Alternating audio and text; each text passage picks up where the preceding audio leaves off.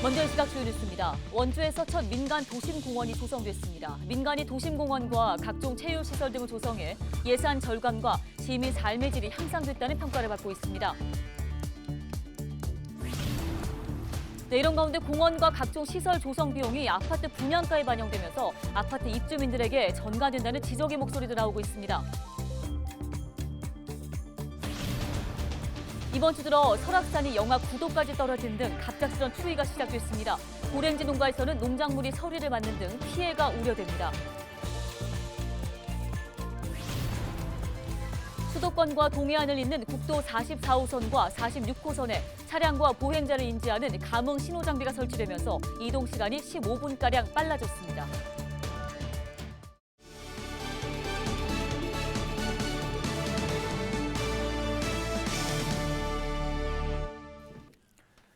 네, 여러분 안녕하십니까? 헬로티비 뉴스입니다. 자, 배우 인생 60년 만에 전 세계적 스타급 배우로 떠오른 배우 오영수 씨 아시죠? 네, 뒤에 사진에도 보이는데요. 요즘 인기 드라마 오징어 게임에서 명연기를 펼친 배우잖아요. 네, 그런데 이분이 최근에 돈방석을 스스로 걷어찼다고 합니다. 오. 치킨 가맹점 광고를 제안받았는데 정중하게 거절하셨다고 하네요. 야, 요즘 같은 분위기라면 사실 모델료도 꽤 받으실 텐데. 그렇죠. 네.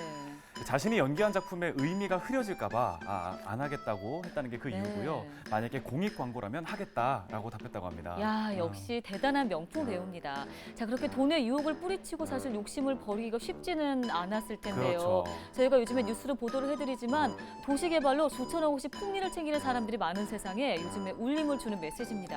네, 오늘 저희가 준비한 뉴스도 허탈한 소식들 대신 감동의 뉴스가 많았으면 좋겠습니다. 헬로티비 뉴스 시작하겠습니다. 네.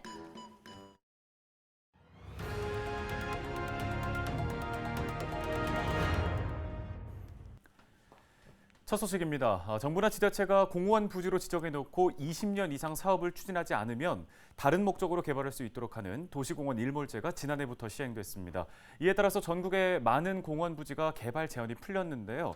원주와 강릉에서는 도심 속 녹지 공간을 확보하기 위해 민간 자본으로 공원 조성을 추진하는 민간공원 특례 사업이 추진됐습니다. 네, 예산 절감과 시민 삶의 질 향상 등 장점도 있지만 공원 조성 등의 비용을 아파트 입주민에게 전가했다는 비난도 있습니다. 먼저 민간 공원 사업의 장점을 이다혜 기자가 전해드립니다. 고층 아파트 단지 사이에 푸른 잔디밭이 넓게 펼쳐져 있습니다. 전시 공연장 등을 갖춘 문화예술회관과 어린이 놀이터, 각종 편의시설들이 자리했습니다. 도심을 가로지르는 3km 둘레길과 단풍숲이 조성됐고 실내 배드민턴장 등 체육시설도 모습을 드러냈습니다. 원주시가 국내 처음 추진한 민간공원 1구역 조성 사업이 완공됐습니다. 장기 미집행 도시공원 일몰제에 대비해 사업 부지의 30%는 아파트 건설을 허용하고 70%는 공원으로 조성했습니다. 이 중앙공원 1구역 자체가 공원에서 해지될 위기에 있었는데 우리 시에서는 발빠르게 움직여서 민자공원 사업으로 추진을 해서 전국 최초로 시행을 했습니다.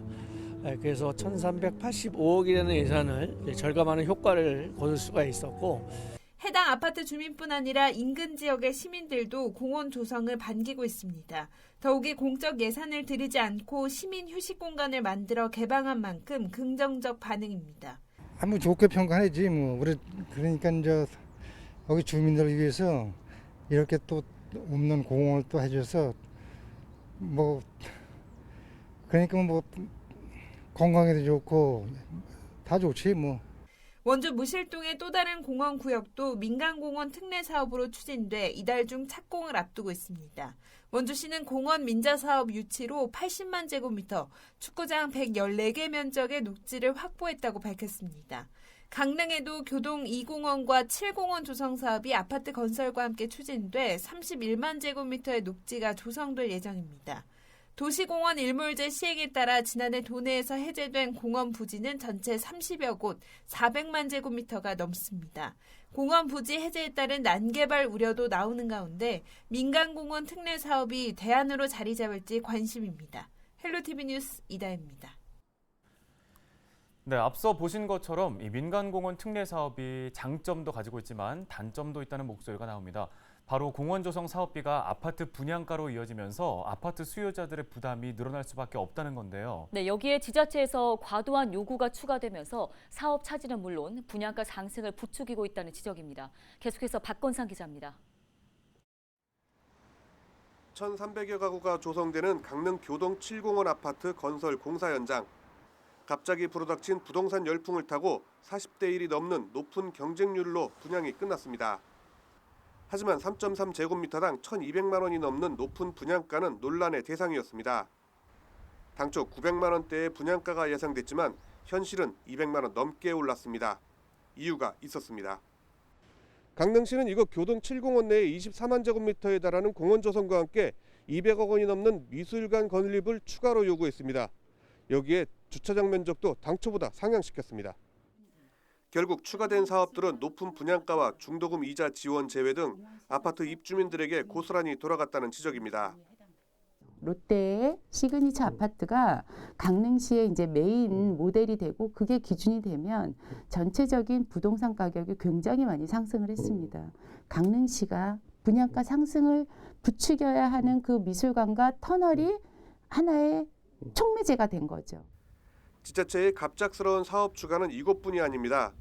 교동 2공원도 당초 왕복 2차선의 터널 공사가 4차선으로 확장 변경됐습니다. 사업자들은 공원 조성에 추가 사업으로 인해 늘어나는 비용은 물론 사업 기간 연장 등으로 이중고를 겪고 있다고 토로합니다. 사실 분양가가 좀 상승할 수밖에 없는 요인은 맞죠. 수익도 수익이지만은 그런 사업으로 인해서 사업이 또 늦어지니까 사업자 입장에서는 사실 이중고라 봐야지. 원주 중앙공원 1구역도 사업 추진 당시 많은 논란을 일으켰습니다. 2019년 분양 당시 한 달이 지나도 분양률은 20%대에 머물렀습니다. 3.3제곱미터당 1,000만 원이 넘어 당시 강원도에서 높다는 평가를 받으면서 분양에 어려움을 겪었습니다. 공원 조성 비용을 부담해야 한다는 입주민들의 반발 심리가 작용했기 때문입니다. 분양가가 약간 좀 많이 비싸게 분양을 했거든요. 솔직히 말씀드리면은 그 민간공원 조성하는 거에 대해서 또 기부 체납하다 보니까 많은 비용이 들어갔고 그 상태에서 분양을 하게 되다 보니까 어쩔 수 없이 미분양을 피할 수 없었던 것 같아요. 물론 당시에는 경기 침체에다 원주 지역 미분양 물량이 쌓이면서 부동산 시장의 위축도 원인으로 꼽혔지만 언제 변할지 모르는 부동산 시장에서 민간공원 특례 사업을 반길 수만은 없다는 지적입니다. 헬로티비 뉴스 박건상입니다. 국도 44호선과 46호선을 이용해 수도권에서 속초, 양양 등 영동권까지 이동 시간이 15분가량 빨라졌습니다. 인제군은 국도 44호선에 이어 46호선에 진행 차량과 보행자를 인지하는 감응 신호 장비 22개 구축을 완료했다고 밝혔습니다. 국도를 이용할 경우 동홍천 IC에서 속초 IC 고속도로 대비 주행 거리가 7km 단축되며 왕복 통행료로 10,000원 정도 절약할 수 있습니다. 강릉시가 교동 7공원 아파트 청약 당첨자를 대상으로 지방세 및 세외 수입 체납자 100여 명에 대해 분양권 압류를 시행할 예정입니다. 시는 교동 7공원 아파트 청약 당첨자 가운데 111건, 200여만 원의 지방세 등 체납액을 확인하고 분양권 압류를 예고했습니다. 체납액을 납부하지 않은 경우 분양권을 즉시 압류하고 앞으로 분양 예정 단지에 대해서도 체납액 전수조사를 단행한다는 방침입니다.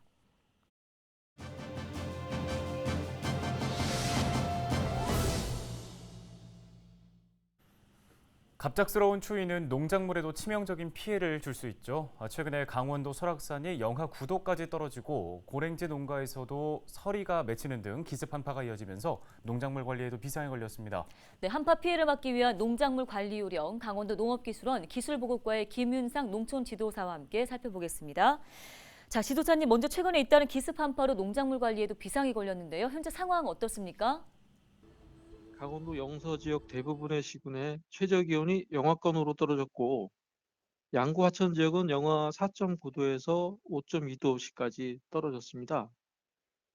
또한 북춘천의 경우 작년보다 서리가 6일 빨리 내렸고 얼음이 온 곳이 관측되었습니다. 이에 따라 아직 수확하지 않은 밭작물과 과수에 대해 농작물 안전관리 요령 기술 지원과 아울러 현장 확인을 시군 농업기술센터에 요청해 현재 조사가 진행 중에 있습니다.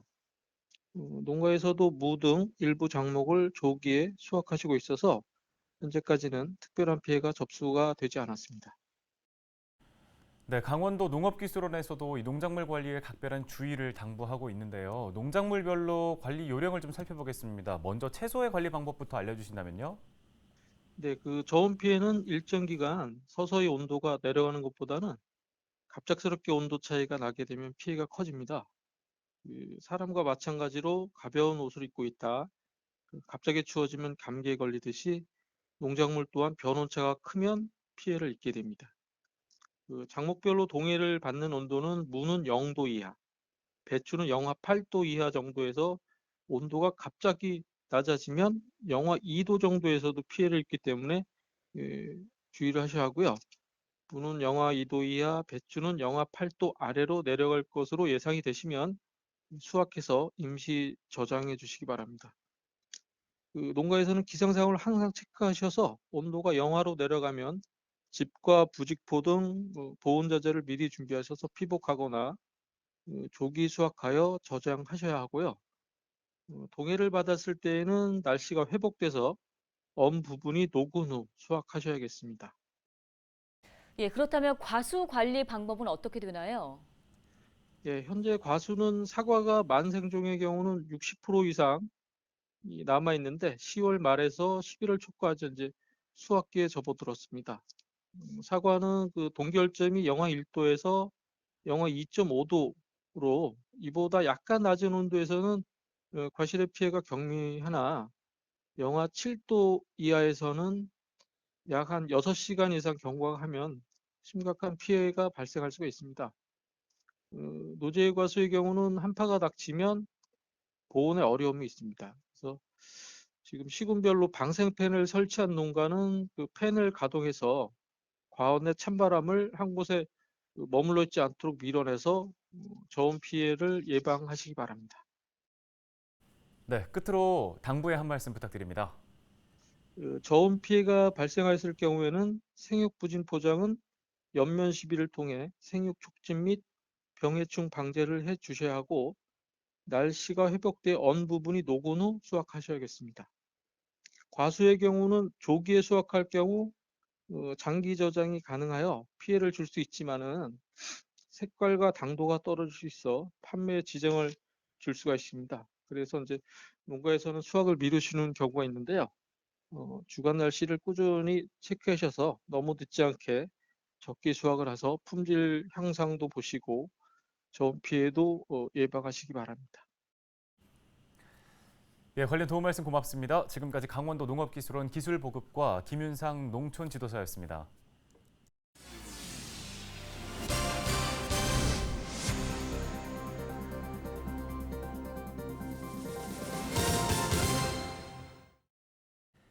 횡성군이 다음 달 10일까지 국방부의 원주 횡성 비행장 소음 영향도 조사 결과안에 대해 주민의 의견을 받습니다. 이번 결과에 따라 소음 대책 지역이 지정 고시되면 내년부터는 피해 주민이 소송 없이 횡성군의 보상금을 신청해 받을 수 있습니다. 의견 제출은 조사기관 홈페이지에 온라인으로 제출하시기 바랍니다. 도내 567개 학교에 인공지능과 빅데이터, 모바일 기술 등을 구현할 수 있는 지능형 과학실이 구축됩니다. 강원도교육청은 사업비 370억 원을 투입해 2024년까지 지능형 과학실을 구축한다고 밝혔습니다. 다만 통폐합 예정 학교는 지원 대상에서 제외되고 연도별 예산을 확보해 지원할 예정입니다. 강원 도립대는 실감형 콘텐츠를 교육 과정에서 상시 구현할 수 있는 가상 공간인 확장 가상세계, 이른바 메타버스를 구축합니다. 내년 2월까지 개발을 완료하고 전공교육 과정과 비교과 교육 과정 등으로 사용 범위를 확대한다는 예정입니다. 도립대는 메타버스 시스템 구축을 통해 비대면 원격 교육의 한계를 극복할 수 있을 것으로 기대하고 있습니다.